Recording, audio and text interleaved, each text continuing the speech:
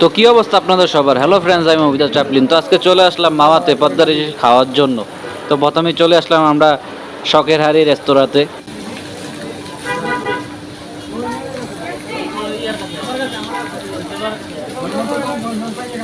তো অনেকক্ষণ দাম দর করার পরে আমাদের ইলিশ কিনা কমপ্লিট। তো সাথে কিনে নিলাম এক বোতল সরিষার তেল, এটাতেই ভাজা হবে মাছগুলো।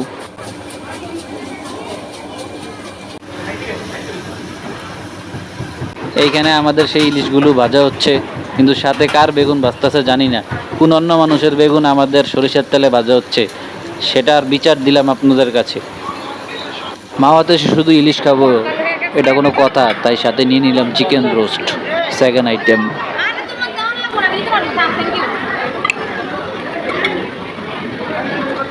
আগে আমি ভিডিও করতেছেন করেন করেন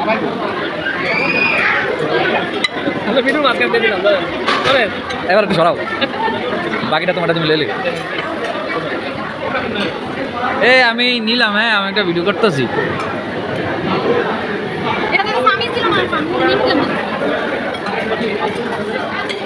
এখন আপনারা দেখতে পাচ্ছেন চলে এসেছে আমাদের হিরো আইটেম, ইলিশের ভাজা, যেটা খাওয়ার জন্য এত দূর এসেছি আমরা মাওয়াতে।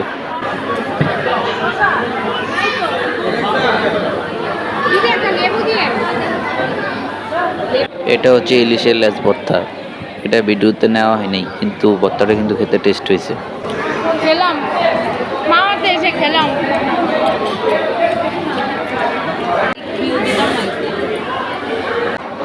এখন ইলিশে কামড় দেওয়া শেষ, তো চলুন ভিডিওটা শেষ করা যাক। তো ওভারঅল আমার এই মাওয়াতে এসে এক্সপিরিয়েন্স খুবই ভালো ছিল, কিন্তু আমার ভিডিওটা নষ্ট করার জন্য ভিতরে ঢুকছে আমার বোন অর্পা।